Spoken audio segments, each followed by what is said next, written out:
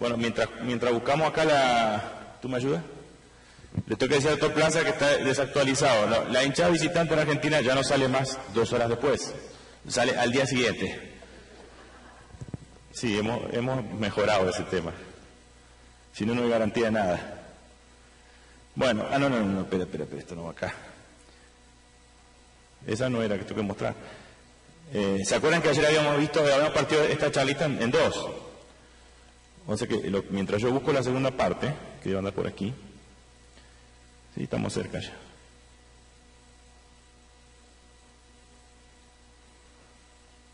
Ese es el final de la... Esa fue la última de hoy. Entonces más arriba. A ver, por aquí. No, es más arriba. Acá está. Esta es la que toca hoy. Ayer se acuerdan que habíamos visto la... Ahí apareció. Que el disparador lo tienes tú. Acá está. Antes quería agradecerle a Jaime. ¿Está Jaime por ahí? ¿No está Jaime? ¿No está? Bueno, muchas gracias por tan lindo regalo que me han hecho recién. Cuando lo vea Jaime se lo va a decir personalmente. Ayer habíamos visto sobre los temas de la vía aérea algunas cosas que tienen que ver con identificar a las vías aéreas de los pacientes con trauma, darnos cuenta de cuál es el tipo de problema del que hablábamos en las obstrucciones, analizar cada una de las causas posibles de las que podrían estar dando las obstrucciones y plantear alguna oferta al paciente, o sea, tratarlo o básicamente o avanzadamente, depende de la circunstancia y depende de la cosa de cada caso.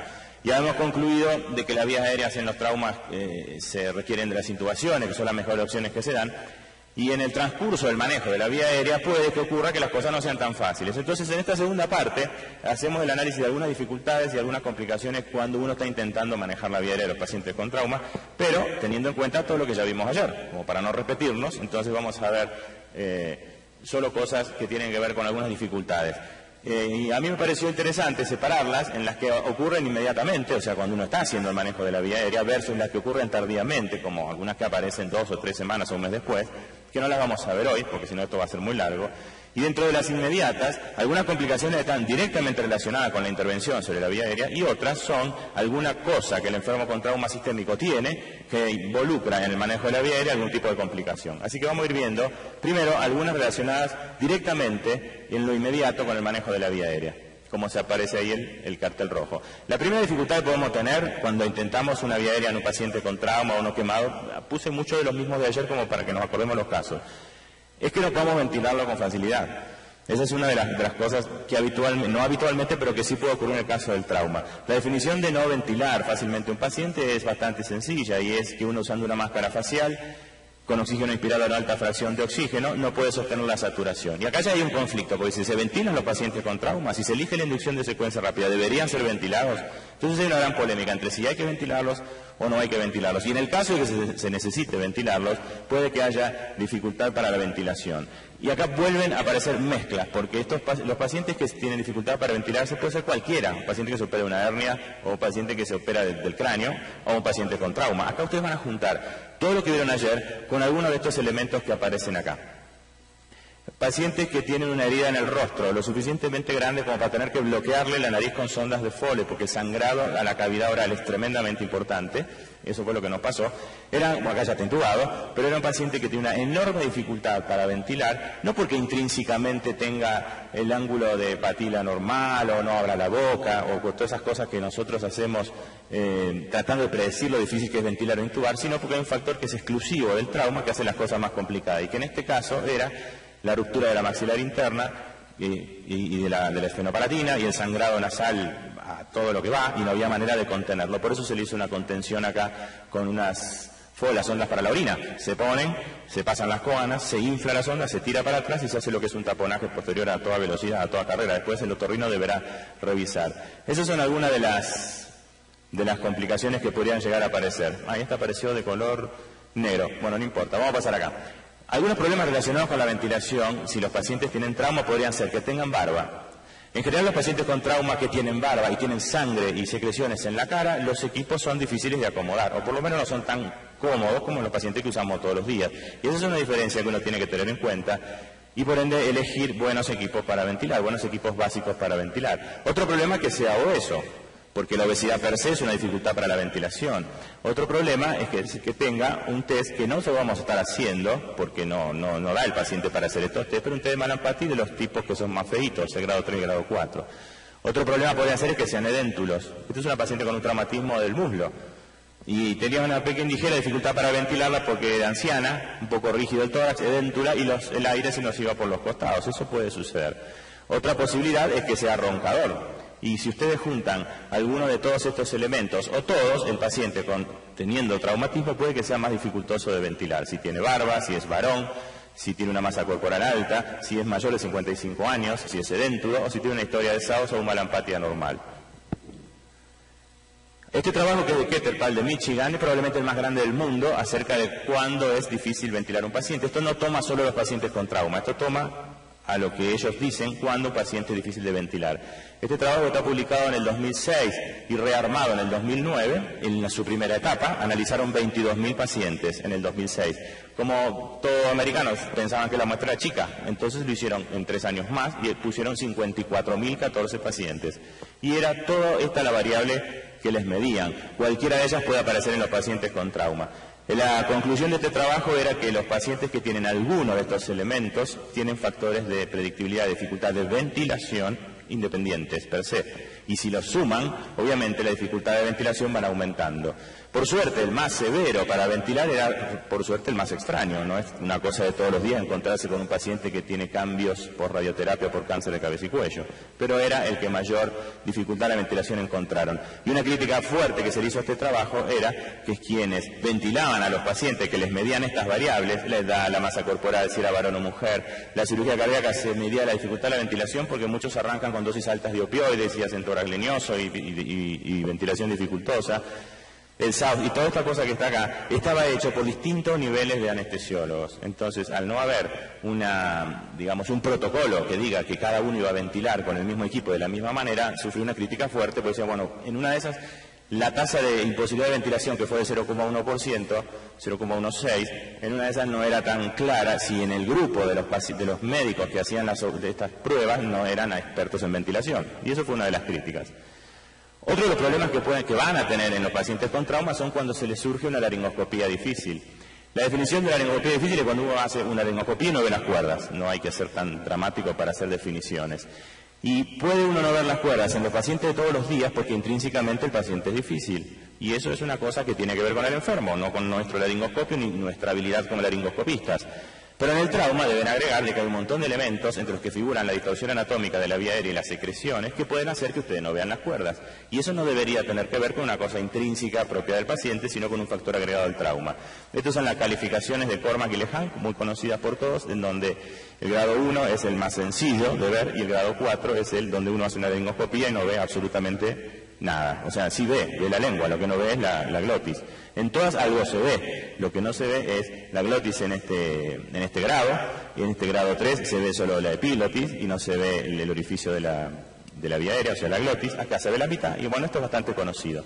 Si lo miran en una imagen, este es un grado 1, este es un grado 2, este es un grado 3 y este es un grado 4. Obviamente la dificultad o la complicación en la laringoscopía va a aparecer aquí. Es muy difícil que uno haga laringoscopía y no pueda intubar a este paciente. Ya va a tener complicaciones cuando se encuentra con algunos de estos elementos. Esto que está acá visto como un fenómeno intrínseco debido a cada paciente, en el trauma puede ocurrir debido a ciertos tipos de distorsiones y secreciones que les pueden esconder esta visión que todos desean tener en claro.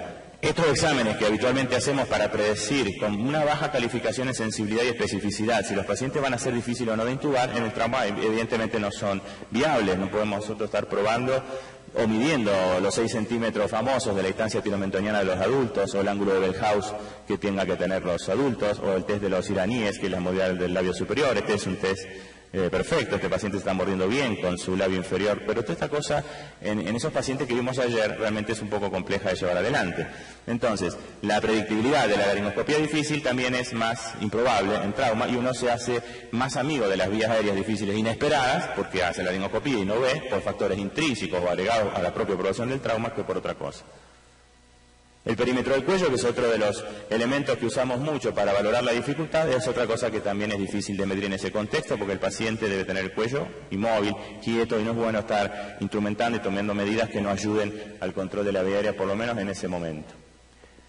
Una laringoscopía difícil, como les mostraba yo acá, o problemas derivados de la laringoscopía, no están obligadamente seguidos a los problemas de la intubación. Uno puede tener una laringoscopía difícil, pero puede en su primer intento intubar al enfermo.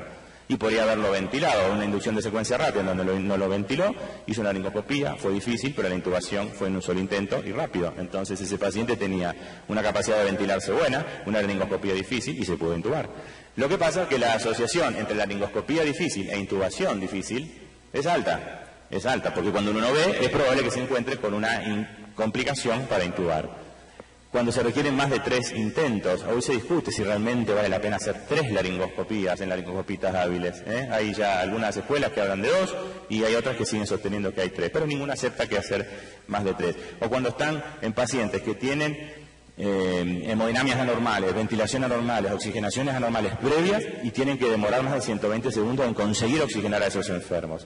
Evidentemente esto no es una cosa que los vaya a defender, si ustedes necesitan tanto tiempo para intubarlos.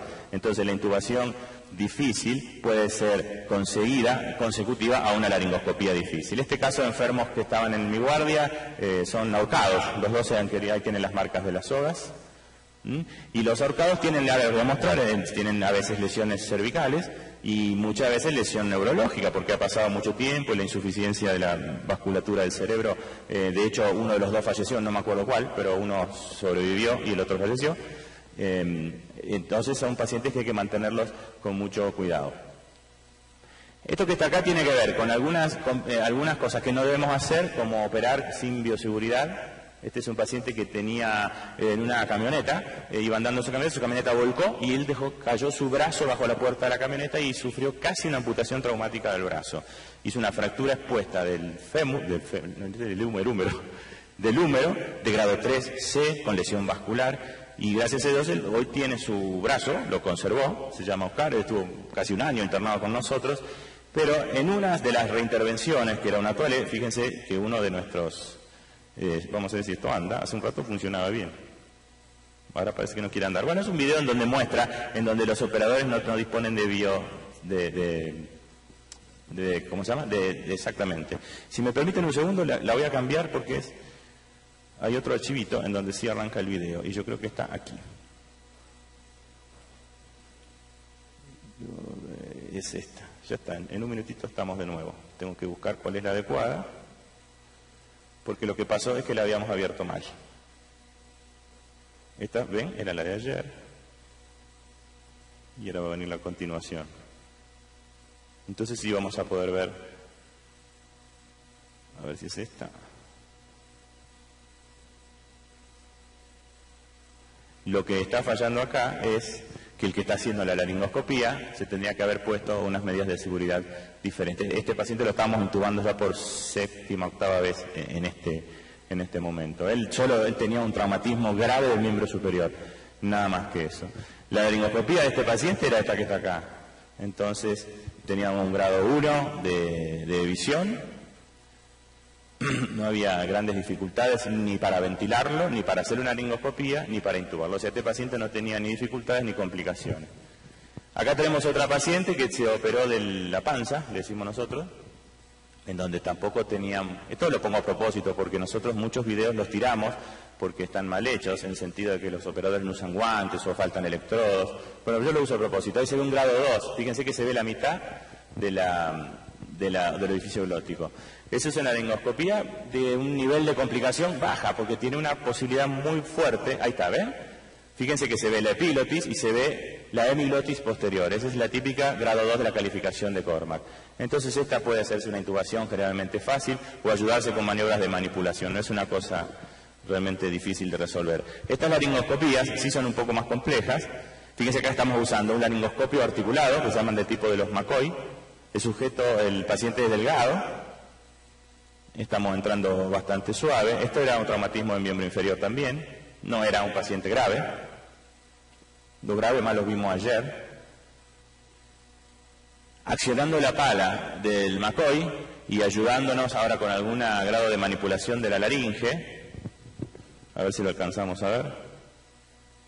Fíjense que el paciente tiene una laringoscopía de grado 3. Lo que corresponde hacer ahí es ayudarse con esa pala, que como vimos ayer es un facilitador de la intubación. Al accionarla trata de elevar los tejidos por encima de la epiglotis en la fosa preepiglótica o glosoepiglótica y tratar de hacer una mejor exposición de la glotis, y con una maniobra de BARP que se llama de manipulación tratar de ver las cuerdas. Ahora bien, hay mucha polémica con esto, porque si el paciente se está induciendo en secuencia rápida con una sospecha de estómago ocupado, en realidad la indicación es, mucha gente te va a decir, no, bueno, pero este no tiene indicación ni de que lo ventiles, y tiene indicación de un CELIC. Y resulta que el CELIC se hace en el cricoides y oculta los grados de visualización. Entonces el CELIC es muy bueno en la secuencia rápida, cuando uno tiene una visión laringoscópica en donde va a intubar rápido, porque si no va a intubar rápido, la secuencia rápida no es tan rápida. Entonces uno puede hacer un congreso con esto y discutir muchísimo. En este caso estamos haciendo una laringoscopía en donde lo que buscamos en la maniobra de manipulación externa de la laringe era mejorar la visión laringoscópica, y en ese caso está indicado un BARP. Al hacer un BURP no estamos haciendo un CELIC, estamos haciendo lo opuesto a un CELIC. El BURP solo mejora la visión laringoscópica, pero no defiende la regurgitación, y viceversa. El CELIC defiende la regurgitación, pero empeora la visión laringoscópica. Y el momento en cómo uno decide cómo va a resolver esta cosa es un momento para cada paciente. Lamentablemente no hay una fórmula que diga cómo hay que resolver a cada caso. Pero de una manera que uno lo diga o de otra, va a haber alguien que te discuta y te diga, bueno, pero esto está mal, porque este paciente se ventiló y no tiene indicada la ventilación, porque es trauma, tiene el estómago ocupado y no se le hizo CELIC. Digo, sí, bueno, yo le hago CELIC, pero si no me va a la escuela en el intubo y la secuencia es rápida la secuencia. Por eso yo le dije ayer, hay muchas formas de la secuencia rápida y cada paciente es como un mundo aparte. Y esto da mucho para discutir. Entonces, un paciente que tiene, a pesar de un laringoscopio especial, a pesar de maniobras de manipulación, una laringoscopía de grado 3 B, o sea, no modificable con las maniobras de manipulación, resulta que no sé si hacerle un CELIC, hasta dónde vamos a ir con la secuencia rápida. Lo vamos a terminar intubando a ciegas en el esófago, y eso es una secuencia rápida fallida, y hay que ir a un segundo intento, y la tasa de aspiración sube, y son pacientes complicados. Por eso decía, estas cosas no son las que nos pueden pasar todos los días. En definitiva, lo que uno trabaja de lo complicado es en el grado 2 de la laringoscopía y en el grado 3 de la laringoscopía, que no revierte con las maniobras de corrección de BURP. Siempre en lo polémico, en el paciente con trauma de estómago ocupado. ¿Le hacemos un BURP porque no vemos o le hacemos el CELIC porque tiene estómago ocupado? Me parece que la decisión la toma si el enfermo tiene una hipoxemia actual o no. Si el enfermo tiene una hipoxemia actual o no, el tema acá pasa por defender la hipoxemia, y hay que olvidarse de todo el otro resto de complicaciones que puede traer la vía aérea, porque son menos prioritarias. No es que no existan, y no es que un paciente no se pueda aspirar y tener problemas respiratorios, amén de todo lo que puedan ir trayendo. Pero definitivamente lo que uno tiene que hacer cuando hace una laringoscopía directa, convencional, en un paciente que no debería estar ventilándose, que debería tener un CELIC porque tiene el estómago ocupado, paralizado, pero no ve las cuerdas, es en una de esas cambiar un poquito la táctica y decir, bueno, ¿cuál es la prioridad acá? ¿Cuál es el problema? ¿O cuál es la complicación que voy a tener yo? ¿La hipoxia? Bueno, listo, me defiendo la hipoxia. Y me dejo el CELIC para un costado. Va a decir, yo tuve un paciente con trauma, no le hice CELIC, algunos lo van a querer matar. Pero resulta que hay que ver cada paciente bien cómo es. ¿Y cómo funciona? Si la ventilación es posible en una secuencia rápida fallida y el paciente es fácil de ventilar, bueno, estamos obligados a sostener la oxigenación por otro método, que no es una intubación, que no lo hemos podido hacer. Y como en el caso de este paciente, que se operaba de un traumatismo abdominal, este paciente tampoco estaba grave. Y lo que se decidió hacerle es una preoxigenación, no se lo ventiló. Fíjense que no le estamos haciendo CELIC. Una laringoscopía y ahí están tratando de buscar la cuerda. La mano esta no significa nada, es que yo no corrí el... Entonces lo que vamos a hacer es directamente una intubación con la guía. Con la guía pasamos a ciegas, porque el operador no está viendo la cuerda, que es mi socio, José, y que es una persona muy hábil, que trabaja muy bien. Bueno, y él monta el tubo, hace todo junto. Yo hago un tiempo y el segundo tiempo. Y esta es una inducción con ciertas modificaciones de la secuencia rápida, por lo menos la que es tan clásica. Esto que se muestra acá es el verde, son todos los médicos que hacen 2 laringoscopías, y el azul son los médicos que hacen más de 2 laringoscopías. Este trabajo lo hizo Thomas Mort, es un americano, lo hizo sobre 4.000 pacientes, y él tomó reportes de esto que se ve acá, que es la hipoxemia, y esto que se ve acá, que es la regurgitación. Entonces, sacó las cuentas de que los operadores que tienen 2 laringoscopías y cambian de táctica, tienen un 11% de tasas de hipoxemia en sus pacientes, que suben al 70% con quienes siguen haciendo laringoscopías. Este es el mejor trabajo que le pone límites a la laringoscopía directa. La laringoscopía directa es una herramienta espectacular, pero tiene límites. Y todos los anestesiólogos en Argentina, por lo menos, hemos sido mal educados porque no nos hemos puesto los límites. Hacemos la tercera. Bueno, yo no, pero hay gente que hace la tercera y hace la cuarta. Y empieza a jugar de este lado. El 70% de hipoxemia versus el 11%, el 22% de aspiración versus el 2%, y estos son arritmias, 21% más de arritmias, y esto es paro cardíaco. Entonces hay un límite concreto en donde la laringoscopía, cuando se obedece a un factor intrínseco de dificultad del enfermo, tiene que detenerse después de la segunda, y tienen que cambiar de táctica de control de la vía aérea. Otra complicación, entonces, bueno, para hacer un pequeño resumen, ¿por qué esto es complicado y por qué es difícil? Primero porque los exámenes, y no vamos a entrar a discutir si sirven o no, porque la calificación de sensibilidad y especificidad de toda la batería de exámenes que predicen lo difícil que es ventilar o lo difícil que es intubar, tienen sus vericuetos. Y algunos califican con poca sensibilidad, otras con poca especificidad. En definitiva, en este grupo de pacientes no se pueden hacer, porque uno, es claro que la fotografía que vemos los pacientes todos estaban en la guardia mía, uno no va a poner a hacer todas esas cosas porque no tiene tiempo. La sospecha de la posibilidad de una lesión neurológica medular hace que uno no pueda manipular el cuello. Y esto hace a otra complicación en lo que es la visión laringoscópica, o al menos a una dificultad. Se supone que uno no puede acomodar al enfermo a la mejor posición posible, por lo menos hasta que sepa que esta lesión no existe. La distorsión anatómica que vimos ayer en todas las fotografías que le mostré de los pacientes, asociada a la presencia de cuerpo extraño, esta cosa tan típica de la población del trauma, eso es otro factor de dificultad del control de la vía aérea. Esto es un fenómeno que ayer lo charlamos bastante extensamente, absolutamente concreto. El paciente tiene trauma y su vaciamiento gástrico es una cosa que empieza a ser impredictible, absolutamente impredictible. Y eso se asocia a muchos pacientes que no defienden bien su vía aérea. ¿Qué implica esto? Que no cierran bien las cuerdas vocales, que no tosen y no degluten, no tragan, porque tienen algún grado de inconsciencia.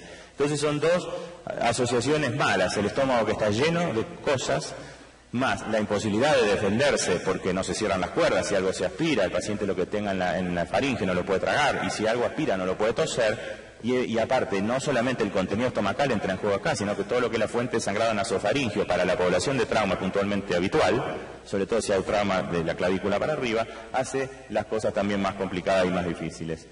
Los estados hemodinámicos nos producen mucho condicionamiento farmacológico. Uno no puede hacer la inducción que quisiera cuando hay estados hemodinámicos que no son normales, porque los pacientes no lo soportarían. Los pacientes a veces impresionan que están hemodinámicamente bien porque tienen todo su sistema de compensación activo.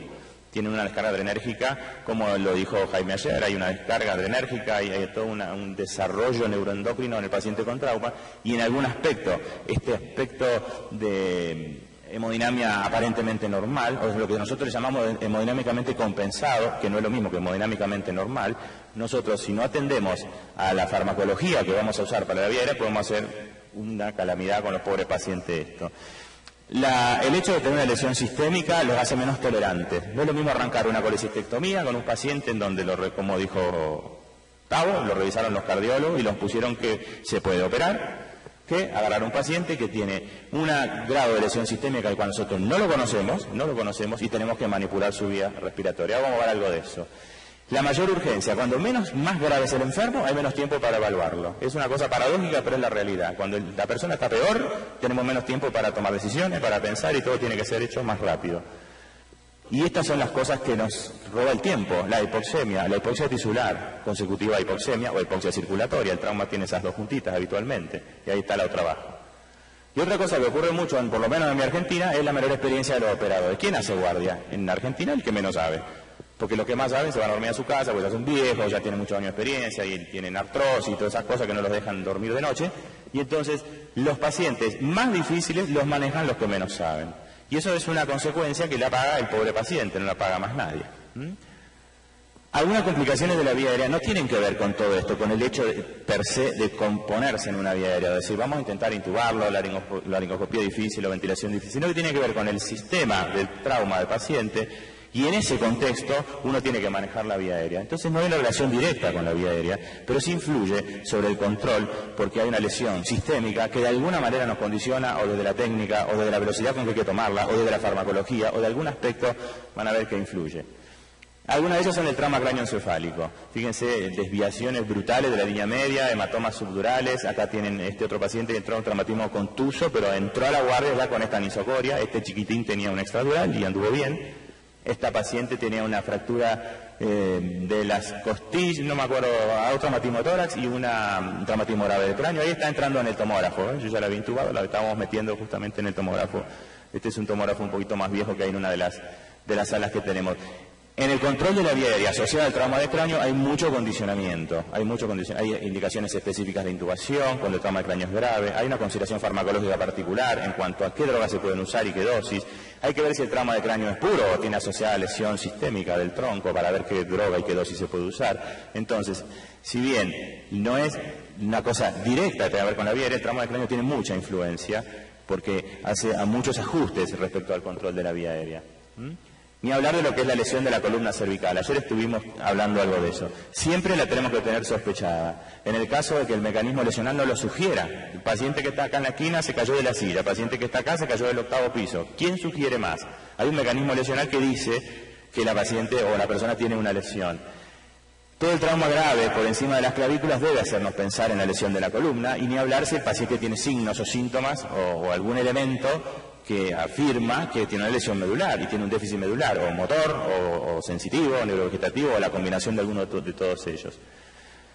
Los pacientes que vienen a la guardia con alguna de estas lesiones, esto es una lesión de ahorcados, elementos de C2 rotos, esto es una fractura por aplastamiento, se llama fractura de Jefferson, están sacadas ahí las masas laterales, ese es el odontoides, ese es el cuerpo del C2, este es parte del cuerpo expandido del C1, estas son lesiones corporales menos peligrosas del 1, 2, 3, del C4, lesiones que suelen ser por hiperflexión. Acá hay otras lesiones, esto es una desalineación entre la línea anterior, se ve también en la línea posterior, acá se ve mejor, la línea cervical anterior, ahí está desalineada, la línea cervical corporal posterior, ahí está desalineada, la línea espinosa también está desalineada, pero todo esto que ocurre aquí en el paciente, nosotros no lo conocemos en el momento en que le entra, entonces tenemos una sola alternativa que es no tocarle el cuello, y eso hace que la vía aérea sea un poquito más difícil de obtener, porque el cuello debe quedar quieto hasta que algún ortopedista o un neurocirujano nos diga, bueno, mira, no tiene nada de todo esto que está acá y pueden moverle el cuello. Para ese entonces el paciente ya tiene su control definitivo de la vía, o por lo menos está intervenido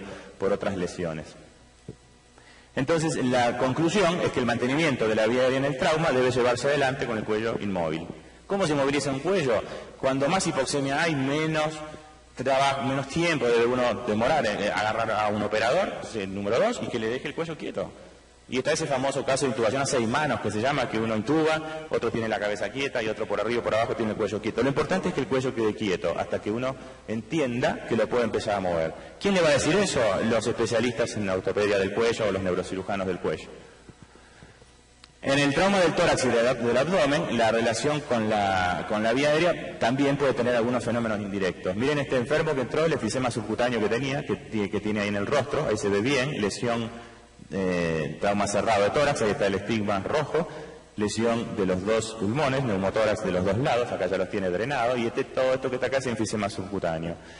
Uno puede hacer y fíjense que este paciente ni siquiera fue intubado, este paciente se lo manejó básicamente, pero hay muchos lugares en donde dicen, lesión del tórax grave, pumba, le suman un tubo, le ponen un tubo en Argentina. Y fíjense que haber intubado a este paciente, por más enfisema subcutáneo y taquipnea que haya tenido y desaturación, hubiera sido algo malo. Entonces, la relación que a veces el trauma tiene con la vía aérea es lo que indica el tipo de nivel de vía aérea que el paciente necesita. Este paciente no se intubó y anduvo bien con los drenajes. Este que fue un traumatismo, esto es una antena de una radio, este es un mecánico, que no es que escuchaba la radio con la antena ahí, ¿no? Que se peleó con su socio y se pegaron, se tiraron con botella, tenía una herida en la cara y su socio agarró la antena y se la clavó ahí y lo que tenía era una lesión renal. Pero este paciente dice, bueno, ¿y qué tiene que ver la vida con este paciente? Se aspiró. Este paciente se aspiró. ¿Se aspiró cuándo? En la inducción de la anestesia, porque estaba perfectamente lúcido, estaba alcoholizado, pero estaba perfectamente lúcido, estaba con, ¿cómo se llama? Hemodinámicamente estaba perfecto. Era una persona que parecía, si uno le sacara esa cosa que tenía ahí, y lo lindo de esto es que se movía cuando respiraba. La antena iba para acá y venía para allá, iba para acá y venía para allá. Evidentemente la tenía clavada en el riñón y el movimiento que hacía el diafragma y la antena bailaba para todos los costados. Y lo que le pasó a este enfermo, nosotros todos confiados, porque dijimos, bueno, no está descompensado, le vamos a hacer una laparotomía. Los estudios imagenológicos no eran concluyentes, lo operaron y se aspiró. Y tuvo un problema respiratorio importante. Este otro paciente lo pateó un caballo. ¿Ven la herradura ahí? Lo peor del caso es que el caballo era de él. No es que fue a joderlo al caballo, no, el caballo era de él. Y lo pateó, se hizo una esplenectomía. Este paciente tiene una lesión esplénica de grado alto. No sé si es 4 en un cirujano por acá, 4 o 5, ¿no? Bueno, se hizo una esplenectomía porque fíjense que está en el hipocondrio izquierdo y él tiene la marca de la herradura. Pero la vía aérea de este paciente se tomó en condiciones casi electivas. Casi electivas. El paciente no estaba, a pesar de tener una lesión grave, esplénica, el paciente no estaba descompensado. Entonces fíjense que hay en el trauma algunas vías aéreas que tienen que uno salir volando, que no tiene ni tiempo de hacer drogas. En otras tiene que plantearse inducciones de secuencia rápida, porque la hipoxemia uno lo está corriendo atrás y la muerte atrás del enfermo. En otros casos uno que se cree que le va bien se le termina aspirando al enfermo. Y en otros casos se le toma una vía como casi una forma electiva, porque este paciente no tenía una situación hemodinámica que nos apure, aunque se operó sin esperar el ayuno, ni ningún otro factor más que un trauma abdominal cerrado. En su ecografía, en el FAS, tenía líquido libre y después tenía, obviamente, en el ecógrafo se veía que tenía una cosa irregular y falta de homogeneidad en el vaso y evidentemente tiene una lesión esplénica. Pero había distintas formas. Las heridas de arma de fuego, miren el volumen que tiene este abdomen, ahí están abriendo a este paciente y con el hemoperitoneo. Este que nos dijo que se había caído y justo se cayó arriba del cuchillo, miren. Y al enfermo este se le hizo una laparotomía y una toracotomía, las dos cosas. Y este enfermo sí estaba regular, se hizo una anestesia de urgencia y luego hace una vía de urgencia. Entonces el traumatismo del sistémico tienen que ustedes juntarlo con el control de la vía aérea. Y eso lo cambia al paciente electivo. El paciente electivo ustedes lo acuestan, le ponen la vía, le leen los estudios, lo preoxigenan, lo hidratan si es necesario, si no es necesario no, se eligen las drogas. Tiene todo un tiempo que aquí, lamentablemente, cuando más grave está el paciente, menos tiempo hay para elegir. Y por cosas que no tienen que ver directamente con la vía aérea, es lo que le termina haciendo la decisión sobre la vía aérea. Esto es lo que le quiero explicar a ustedes. Este lo vimos, bueno, este es otro caso, pero lo vimos ayer. Lo que yo les mostré, lo puse hoy porque ayer la escarapela esa que les mostré no se notaba bien. Sangre, por ahí, y líquido cefalorraquídeo. Ven que tiene dos colores, signo de la escarapela, señal indirecta de la fractura de la base del cráneo. Y ahí tienen también líquido cefalorraquídeo, lateral al tímpano y con vuelco de sangre y líquido cefalorraquídeo, o sea, otorraquia y otorragia, las dos cosas. El estómago ocupado, otro gran capítulo que complica la vía aérea de los pacientes con traumatismos. Los pacientes que vomitan en Argentina va también con acento en la O, que yo me lo olvidé poner, ahí se pone ahí. Los pacientes que vomitan en traumas son más habituales que en otras poblaciones, porque hay más causas para que los pacientes vomiten. Y no solo en la inducción, porque vomitar en la inducción no es una cosa que a uno que sea fácil. Si uno le hace bloqueadores a un paciente, el vómito es un fenómeno activo y el tiempo de contracción de los músculos abdominales para expulsar el contenido estomacal no podría ocurrir. Entonces ese no es el momento del temor al vómito de la aspiración. Pero sí, este proceso que no es activo y que es pasivo y que es la relajación de los esfínteres del esófago y de la hipofaringe y el esófago superior, son fenómenos muy frecuentes en el trauma. Y el estómago ocupado, yo les dije, los pacientes que se traumatizan paralizan su vaciamiento o al menos lo hacen impredictible, una de dos.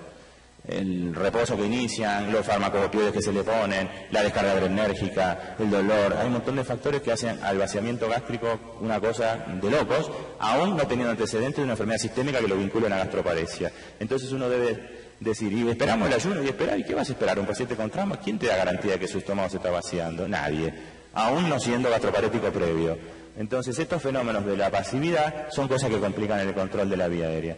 Y el estómago ocupado, como yo les dije, es una mala asociación entre un paciente que no se protege, porque no cierra las cuerdas y algo le ingresa, no puede tragar lo que tiene ahí dando vuelta, no puede toserlo, y encima no tiene solamente contenido gástrico, sino que también tiene fuentes de sangrado nasofaringio, tiene sangre, tiene secreciones y un montón de otros elementos que hacen que sea un serio candidato a la aspiración pulmonar, como dice ahí. Y si uno agarra la tasa de aspiraciones pulmonares y mide a los pacientes en riesgo, no les puse los porcentajes para no hacer numerológica la diapositiva, pero van a ver que los traumatizados y los pacientes que se operan de urgencia están todos en la lista, no falla ninguno. Entonces este es otro problema adicional que tienen que tener en cuenta. En conclusión, la lesión sistémica que ocurre muchas veces per se les hace a ustedes variar la decisión sobre la vía aérea. No es un fenómeno que sea directo por cómo ustedes van a controlar la vía aérea, como vimos anteriormente, pero sí indirectamente todos estos procesos que suben los enfermos le van a hacer a ustedes variar en la velocidad con la que lo controlan, en la técnica con la que lo controlan, en la farmacología que eligen para controlarla, y la manipulación de la vía respiratoria asociada a cualquiera de las lesiones sistémicas que vimos que están por acá, hacen que uno tenga que hacer los procedimientos y las acciones contracciones en formas simultáneas. Uno va a estar intentando intubar vías aéreas por ahí que son difíciles en pacientes que tienen lesiones que uno en este momento ni sabe que las tiene. Hoy la imagen ha crecido de una manera tan digamos, importante y se pueden hacer tan rápido que cada vez se entra a quirófano con más información. Pero había una época que uno entraba a quirófano que era sabía que el enfermo tenía una cosa y el enfermo tenía 3 más. Por suerte las imágenes han hecho mucha cosa. Y este es un típico paciente en el cual tienen que intervenir la vía aérea. ¿Qué tiene? Su célula sufriendo, hipoxia. ¿Por qué sufre su célula? Porque la hipovolemia le produce una hipoxia de causa circulatoria, no lleva el oxígeno a la célula. Porque la hipoxemia que tiene por acá es de causa o central, por un trauma a nivel del sistema nervioso central, o por una causa torácica, o por una causa tóraco-pulmonar, y por alguna de todas esas cosas, o por el mismo descontrol de la vía aérea, el paciente tiene un intercambio gaseoso insuficiente y hace un sufrimiento celular que tiene que ver con algo prepulmonar o pulmonar, y lo asocia a un sufrimiento celular que lo hace por algo que tiene que ver con un fenómeno que es postpulmonar, como es la mala transportación del oxígeno. Las malas condiciones de ventilación lo llevan a la hipercarbia y la pérdida de sangre que tienen estos enfermos los lleva a la hipovolemia. Y en este contexto es donde la mayoría de las veces tenemos que asumir de alguna forma la vía aérea. Por eso resumo de nuevo con esta diapositiva, las complicaciones son mayores y las cosas son más difíciles por exactamente lo mismo que lo mostré en la diapositiva anterior. Y como si eso fuera poco, los que menos saben son los que más les toca exponerse a estos pacientes. Las conclusiones que les pongo son las mismas de ayer. Todos los pacientes con trauma y compromiso deberían seguir siendo intubados con laringoscopías convencionales. En la mayoría de los lugares de estos enfermos se atienden en áreas de emergencias que, si bien no carecen de recursos, sí disponen de este tipo de elementos. Y quién sabe, este es el elemento de mayor rendimiento. Usar supraglóticos en trauma es una cosa para discutirla. Yo creo que están aceptados y son rendidores siempre y cuando ustedes no hayan podido concretar este primer paso. Recuerden, el supraglótico requiere una anatomía normal para entrar. El supraglótico no entra con un laringoscopio, entra a ciegas. Entonces, al entrar a ciegas, tenemos que saber a dónde vamos a parar. Estos pacientes tienen una distorsión de la anatomía que hace que el supraglótico baje con mucho nivel el rendimiento. Así como en otras poblaciones el supraglótico es un equipo espectacular, aquí no es un equipo espectacular y es un segundón de la falla de la intubación. Si en la segunda laringoscopía me lleva a mi enfermo a la hipoxemia y ese cuadro del 11% lo estoy llevando al 70%, bueno, yo tengo que pensar en la hipoxemia, quién sabe, y no en la tercera y cuarta y quinta laringoscopía, y por ahí un supraglótico por ahí es una cosa útil, aunque yo sé que tiene otro menor índice de rendimiento por otras cosas. Otras cosas que son buenas en trauma, y ayer las vimos casi todas, son los facilitadores. Yo puedo ayudarme a intubar cuando sea difícil usando los laringoscopios articulados, las varas, las maniobras de manipulación y hacer una laringoscopía ayudada o coayudada con alguno de estos elementos. Y por último, lo que yo les dije ayer, y esto es una opinión personal de la que me hago cargo, las vías quirúrgicas, habíamos concluido ayer que son vías que se ven en los congresos, únicamente se ven en los congresos. ¿Sí? Yo en todos los auditorios digo, levante la mano quien tiene experiencia en vías quirúrgicas, y nadie levanta la mano. La experiencia en vías quirúrgicas no es haber hecho una en un cadáver o haber hecho 2, es experiencia, como se tiene en esto. Toda la parafernalia que hoy existe para manejar la vía en el trauma ha hecho que se aleje definitivamente la vía quirúrgica. Yo hace 18 años estoy en un hospital de emergencia de la segunda ciudad de Argentina y no hemos hecho ninguna. Porque no están indicadas, porque hay otras cosas para hacer. Y en caso de que estuvieran indicadas, la única que tiene aval es la punción de la membrana cricotiroidea, que es una vía de tránsito de 20, 30, 40 o 50 minutos, pero que le permite a uno, a través de un chorro de oxígeno, hacer una forma arreglada de vía. Y la única indicación, yo les dije ayer, de una traqueotomía de emergencia es la disrupción del complejo laringotraqueal, en donde toda esta cosa no va. Y ese enfermo, lamentablemente, por el nivel de lesión que tiene, termina muriéndose. Han mostrado muy lindas diapositivas, yo vi, de las curvas de mortalidad del trauma. Hay una primera curva de mortalidad que el enfermo se muere porque es la gravedad de lesión de la que porta, lo mata. Acá no pasa por un laringoscopio o por una vara o por un supraglótico, pasa por el enfermo tiene un nivel de lesión que lo mata antes de su primera hora de su valoración. Ese grupo se nos escapa, ese grupo no es de los médicos, ese grupo es de las entidades que deben hacer prevención, ese grupo es de la gente que tenía que trabajar para que el accidente no ocurra. Si el accidente no ocurre, no hay trauma, el enfermo no se muere. Nosotros no moriríamos de hambre, está bien, pero no habría trauma, y eso es lo que va, la prevención. Cuando el accidente ocurre y entramos a trabajar los médicos, entonces todo esto es el área operativa de la cual hoy se dispone. Bueno, esta era la última diapositiva, ahí estoy en el tiempo, estas se las mostré ayer. La vía aérea parece sencilla, parece fácil, parece que es todo bien y que es todo tranquilo, pero tiene todo lo enemigo oculto ahí cerca que por abajo le andan dando vueltas. Entonces, estén atentos al dinamismo de la vía aérea del trauma y en general de la vía aérea, porque es una cosa que pasa de la tranquilidad a lo horroroso en una cosa de 4 o 5 minutos. Bueno, esta es la última y gracias por la atención.